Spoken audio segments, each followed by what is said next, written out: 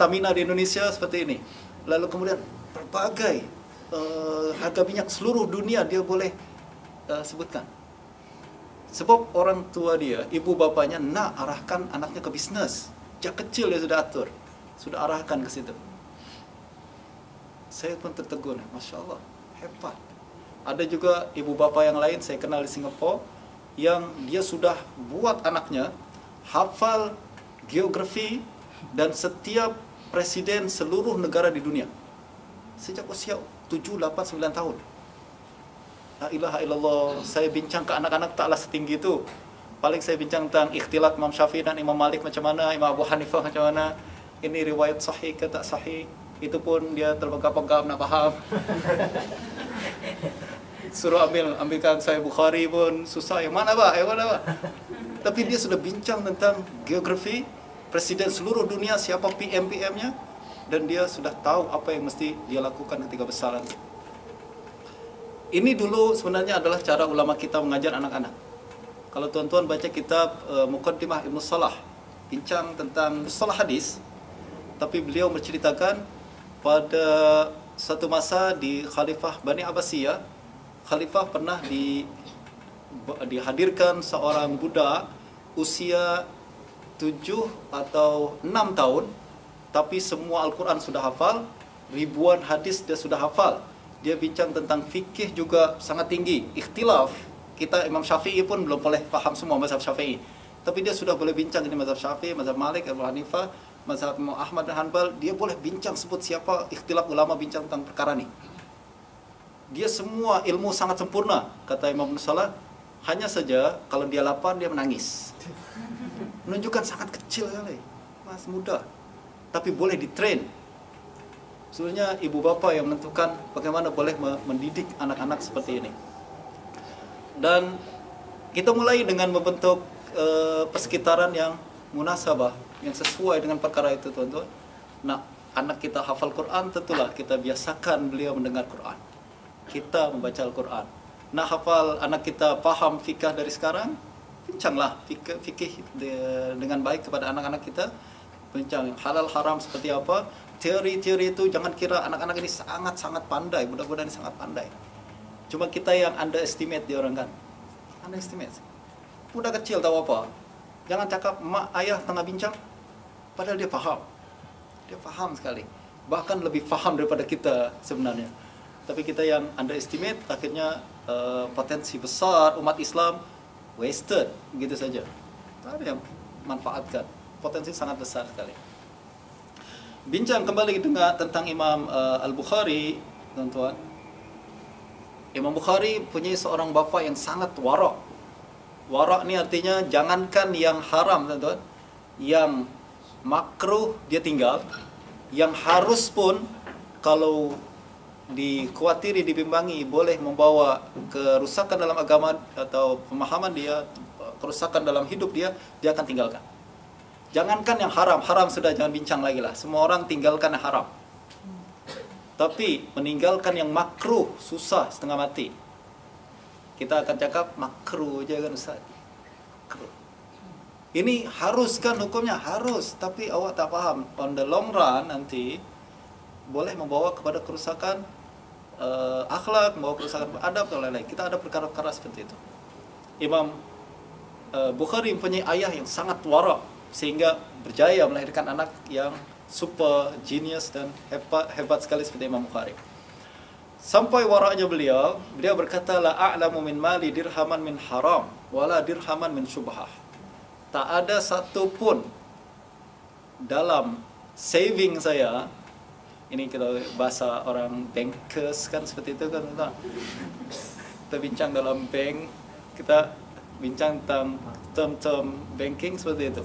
Tak ada satu pun dalam saving saya, 1 sen pun duit haram. Bahkan tak ada 1 sen pun duit makruh atau syubhat. Setiap sen yang saya punya, dengan istilah kita, setiap sen yang saya punya, saya tahu dari mana saya dapat. Dengan transaksi seperti apa saya dapat. Semuanya confirm, 100% halal, tak ada syubhat pun, haram apalagi jauh sangat. Boleh kita buat macam gini? Why not? Dia orang boleh, kita pun boleh. Pastikan setiap apa yang masuk ke dalam account saving kita adalah perkara yang hanya haram saja. Apalagi yang masuk ke dalam perut kita dan anak istri kita. Dulu para ulama salaf ada kisah-kisah yang selalu kita sering dengar, antaranya adalah suami istri yang selalu mengingatkan satu sama lain. Kalau suaminya bekerja, istrinya akan ingatkan. Istrinya bekerja pun suami akan ingatkan. Apa yang diingatkan? Ulama salaf dulu ketika suami keluar bekerja, istri cium tangan, lalu dia berkata, ya Abu Fulan, ittaqillah.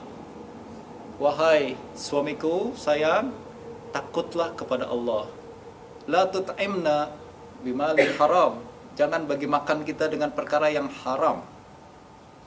Jangan beri kita makanan yang haram. Fa innana nasbiru 'alal ju' wa la nasbiru 'alan nar. Kita boleh sabar kelaparan, tapi tak boleh sabar api neraka nanti di akhirat. Sedap lah punya isteri macam itu. Ada macam ini, Masya Allah, hidup surga lah. Dia, Masya Allah, hebat sekali. Sebelum keluar, ingatkan pada suaminya, tak apa, tak dapat duit bang, kita boleh sabar, lapar. Saya boleh sabar.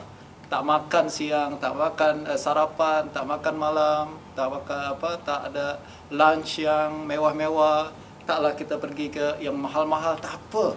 Relax. Kita boleh hidup. Asalkan jangan berikan yang haram, sebab nanti di akhirat saya tak tahan api neraka. Lapar saya boleh tahan lah, tapi api neraka siapa yang boleh tahan? Kalau ada yang macam gini tuan-tuan, Ustaz Firdaus, saya rekomen satu ambil Ustaz Firdaus. Kalau ada yang cakap macam ini. Itu yang berlaku kepada ayah Imam Bukhari, dan itu yang berlaku dengan ibu Imam Al-Bukhari. Lahirlah anak yang sangat-sangat rajin beribadah, anak yang bukan hanya genius tapi juga rajin ibadah. Kalau kita perhatikan sejarah tokoh-tokoh Islam, tuan-tuan dan puan, sila baca buku-buku berkenaan dengan perkara ini. Salah satunya buku saya. Pernah nampak buku saya belum? Ingat saya sudah terkenal lah, belum ya? Ada satu buku yang saya rekomen, menarik untuk dibaca, berkenaan dengan kisah-kisah para ulama, yaitu Rasul Mulia, Akhlak Mulia, dan Umat Mulia. Isinya tentang kisah-kisah para ulama untuk menjadi ingatan dan panduan kita. Nah, kalau kita melihat sejarah umat Islam, tokoh-tokoh besar Islam, tuan-tuan, setiap kita akan tengok satu pattern yang selalu selalu berlaku, yaitu genius tak pernah berpisah dengan kesolehan. Kecerdasan tak pernah berpisah dengan kesolehan. Siapapun orangnya, tokoh Islam. Kalau kita dengar si fulan sangat genius, kita akan tengok dia sangat rajin ibadah tengah malam. Dia akan rajin sangat baca Quran. Dia sangat dekat dengan Allah Subhanahu wa taala. Sebab konsep kecerdasan dalam Islam adalah hati yang bersih sehingga boleh menerima cahaya Allah Subhanahu wa taala. Bagaimana kita boleh bersihkan hati kalau penuh dengan maksiat? Bersihkan hati adalah dengan perbanyak ibadah dan melakukan aktiviti yang Allah ridhai, termasuk menjaga makan minum yang halal saja. Satu saja maksiat yang kita lakukan membuat hati gelap. Ini pun disebutkan dalam hadis Nabi sallallahu alaihi wasallam bahwa innal abda idza aznaba dzanban nukitat fi qalbihi nuktah sauda. Seorang hamba yang melakukan maksiat, hatinya akan ternoda dengan satu noda hitam. Jika dia bertaubat, akan kembali lagi bersih. Tapi kalau dia tak bertaubat, tambah lagi sehingga hati itu menjadi gelap sekali. Ini yang berlaku. Apabila hati gelap, susah kita mendapatkan kepahaman. Apabila hati bersih, kita akan boleh faham, hafalan pun sangat kuat sekali. Kalau kita bincang tentang tokoh-tokoh hadis, fikih, mungkin dah biasalah. Kita tengok pada tokoh falsafah Islam terkenal, yaitu Ibn Sina misalkan.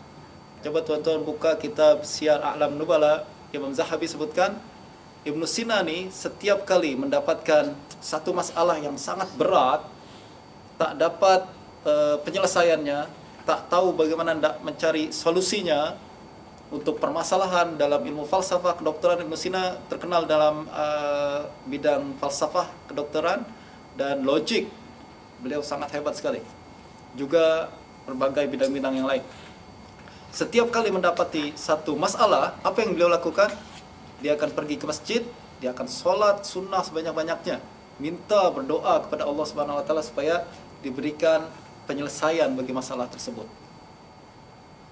Dan selalu tak ada masalah yang tak pernah terselesaikan apabila kita selalu meminta kepada yang maha alim, yang maha cerdas, yang maha pandai, maha bijaksana, yaitu Allah Subhanahu Wa Taala.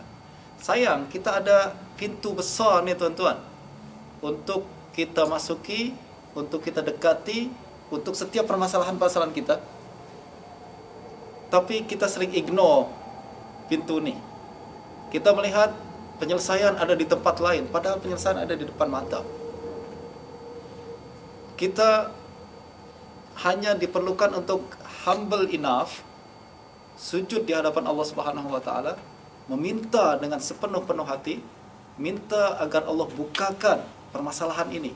Semua masalah tak akan ada yang boleh tak ada masalah yang terlalu berat untuk Allah Subhanahu Wa Taala. Masalahnya kita terlalu arrogant, sukar kita untuk bersimpuh di hadapan Allah Subhanahu Wa Taala dan meminta. Akhirnya berbagai masalah yang terus datang kepada kita tak pernah ada penyelesaian. Satu masalah belum habis, tambah masalah baru, akhirnya bertumpuk-tumpuk masalah sehingga kita semacam tenggelam dalam masalah dan tak boleh keluar daripada masalah tersebut. The solution is there, tinggal kita datang saja. Dan itu yang selalu dilakukan oleh para ulama kita. Antara lain adalah Imam Bukhari berkata, berkenaan dengan Imam Bukhari, berkata Muhammad ibn Abi Hatim, wa kana Abu Abdullah yusalli fi waqti sahari salasa asyrata raka'atan. Imam Bukhari setiap fajar, sebelum fajar, waktu sahur, pukul 3, pukul 4, pukul 2 beliau sudah bangun untuk laksanakan solat sunnah tahajud. Sikitnya Ustaz, cuma 13 rakaat ya, quantity sikit tapi quality banyak. Satu rakaat yang beliau lakukan panjangnya mungkin macam 100 rakaat yang kita lakukan. Sebab satu rakaat yang kita lakukan kan boleh pilih lah mana yang express ke atau super express kan.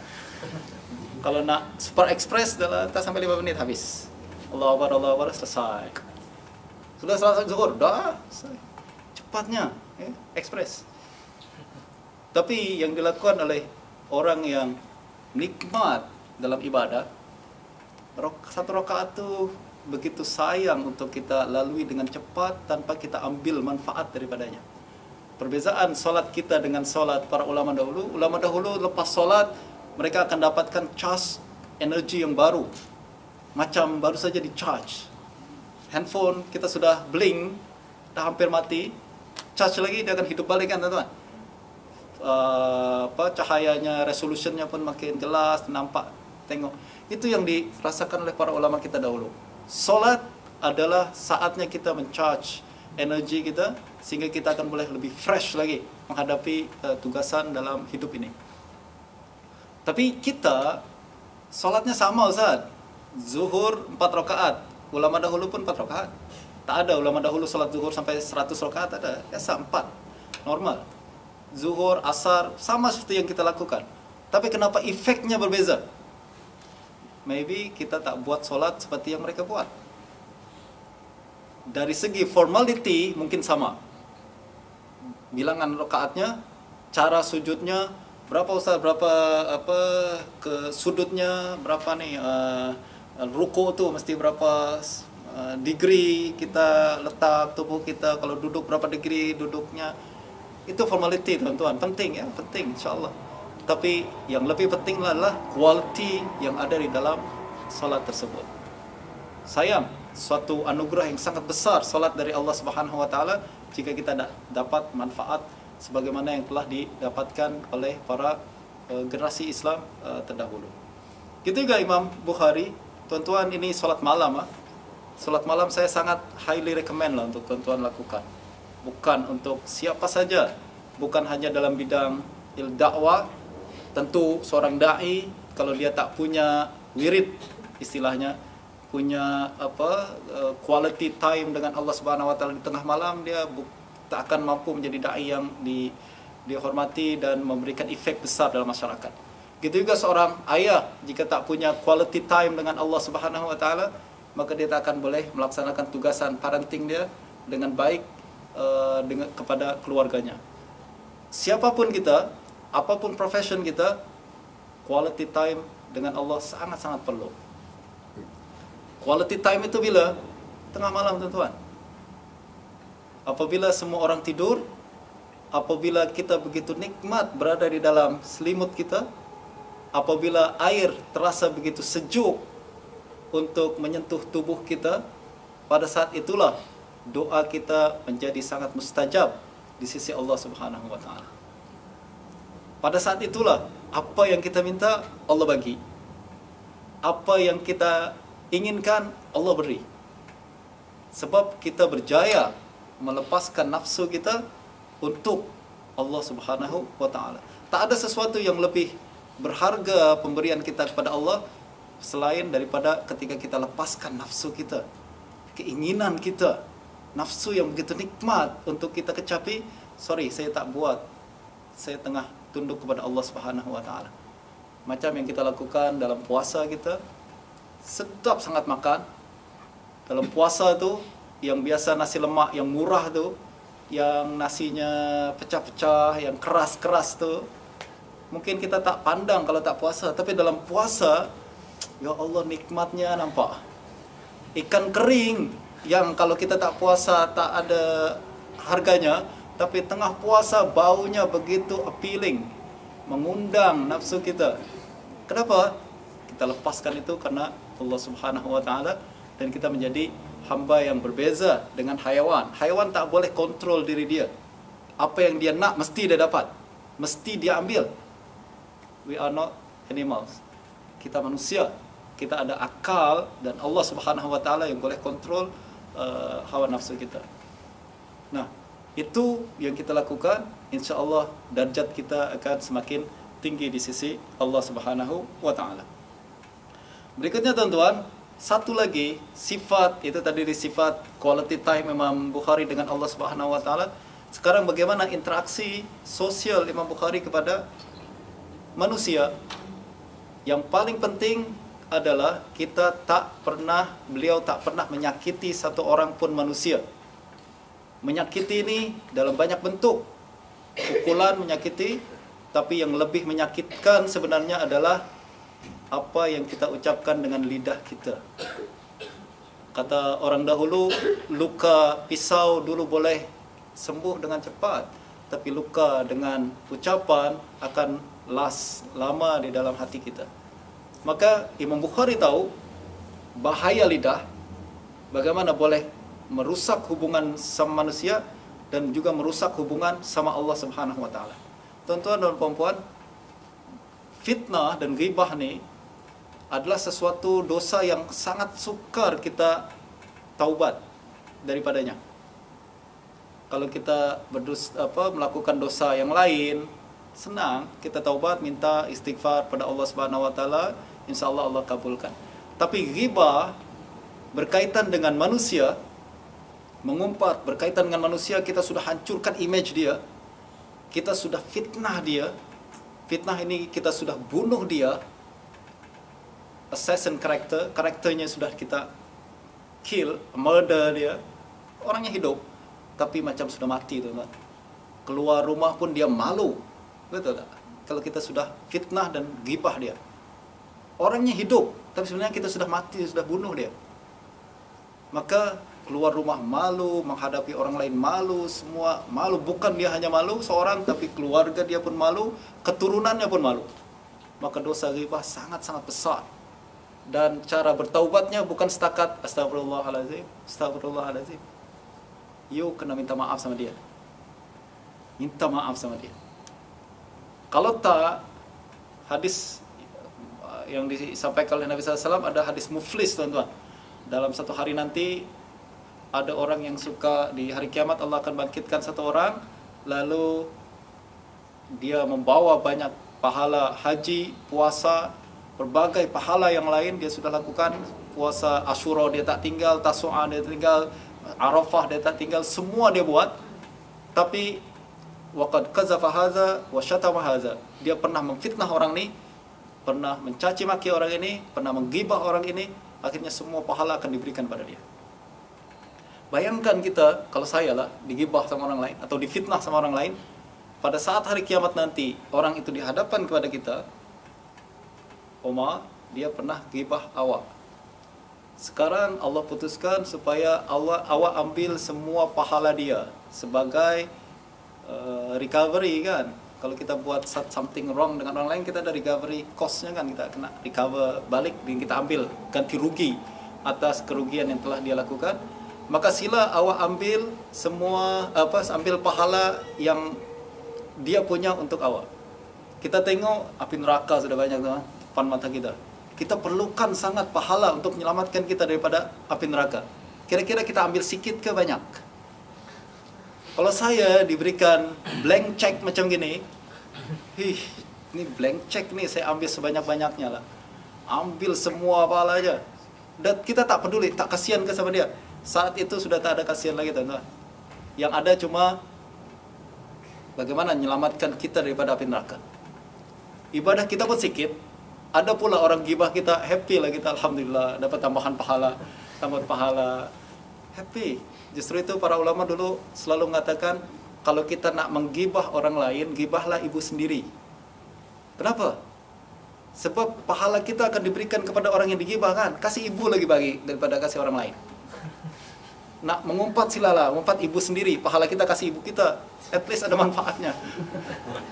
Daripada kita kasih kepada orang yang kita tak kenal, yang kita tak pernah lihat, tak pernah jumpa, tapi benci setengah mati. Zaman sekarang zaman aneh tuan-tuan, kita tak kenal kita boleh benci. Tengok di Facebook aja, saya benci lah tengok ni. Tak kenal lah, ni tudungnya tak kenal. Ini baju aja tak kenal, udah gibah tuan-tuan. Tak kenal kita udah bagi pahala-pahala kita kepada orang lain.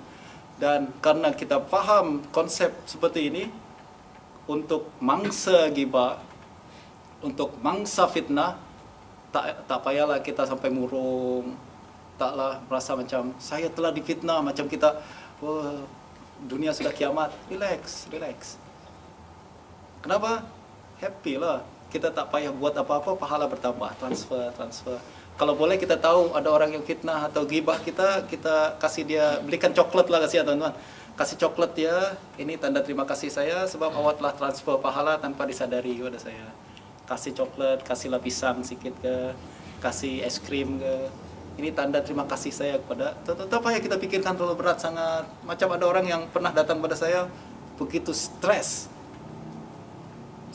dia kata, Ustaz, saya selalu difitnah di office Ustaz. Fitnah, saya tak pernah berhenti daripada fitnah Ustaz. Orang selalu fitnah saya, gibah saya, nyakiti saya. Harusnya happy lah. Kenapa happy Ustaz? Nanti di pahala di akhirat dia tengah pindahkan pahala kepada awak kan. Happy, harusnya terima kasih. Gibah saya lagi, gitu harusnya. Supaya dapat pahala lebih banyak dalam perkara ini. Imam Bukhari berkata, "Maktabtu ahadan qat munzu alimtu annal ghibata tadurru ahlaha." Tak pernah satu kali pun saya mengumpat orang lain, menggibah apalagi memfitnah, sejak saya tahu ghibah itu dapat membahayakan diri saya sendiri. Orang pandai tak akan menggibah.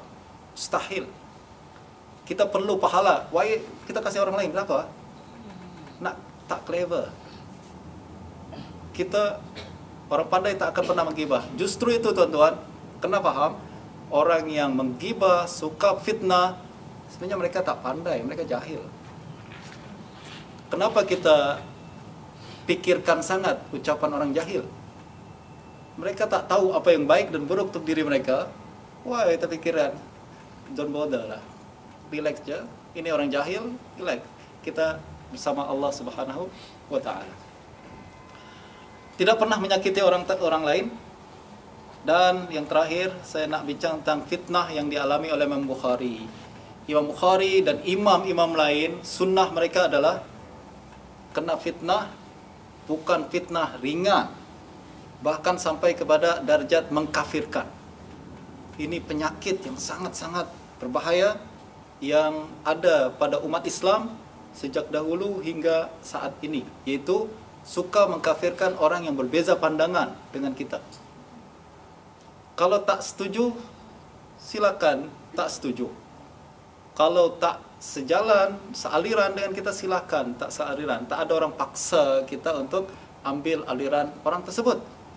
Tapi kalau sampai mengkafirkan, ini bahaya sangat besar sekali dan bukan salah satu adab yang diajarkan dalam Islam, bahkan sama sekali bukan sifat Ahlus Sunnah wal Jamaah. Tuan-tuan, Ahlus Sunnah wal Jamaah, kalau kita tengok kitab-kitabnya mulai daripada Imam Abul Hasan Al-Asy'ari, mulai dari murid-murid beliau seperti Ibn Furuq dan lain-lain sampai sekarang, tak ada satupun mereka senang mengkafirkan orang yang berbeza pandangan. Mungkin mereka katakan ini pendapat salah, ini pendapat tersesat, tapi kafir, mereka tak akan senang-senang mengkafirkan orang lain, kecuali apabila bukti sangat jelas. Apabila orang yang berkenaan telah melanggar ayat Al-Quran yang atau sunnah mutawatirah atau maklum minad din bid-darurah. Ini perkara yang berhati-hati berlaku. Sebab apabila kita suka melabel dan mengkafirkan orang lain, perpecahan berlaku dalam tubuh umat Islam. Bahkan umat Imam Bukhari sendiri pernah dikafirkan orang lain. Anyone boleh sebut seorang kafir lah karena beza pendapat dengan saya. Siapa saja. Mangsanya bukan orang-orang kecil macam kita, tapi mangsanya orang-orang besar macam imam besar seperti Imam Bukhari. Diriwayatkan, ata rajulun Aba Abdullah Al-Bukhari faqala ya Aba Abdullah inna fulanan yukaffiruk. Ada orang kata kepada Imam Bukhari, wahai Imam Bukhari, saya dengar seseorang mengkafirkan awak. Apa respon beliau? Faqal qala Nabi sallallahu alaihi wasallam, idza qala ar-rajulu li akhihi ya kafir faqad ba'a bihi ahaduhuma. Tak payah pikirkan sangat, kata Imam Bukhari, Nabi pernah bersabda, kalau ada seseorang menuduh orang lain kafir, maka tuduhan itu mesti jatuh kepada salah satunya, sama ada yang dituduh atau yang menuduh. Kalau kita katakan si fulan kafir, padahal dia tak kafir, maka tuduhan itu akan jatuh sendiri kepada kita. Kita telah membuang dan merusak agama akidah kita karena tuduhan dan hawa nafsu kita sendiri. Justru para ulama selalu berkata, jangan senang-senang mengkafirkan orang lain. Walaupun ini berlaku di seluruh negeri, tuan-tuan. Di Indonesia berlaku fenomena ini, di Malaysia pun berlaku fenomena seperti ini, dan ini bukan sesuatu yang sihat.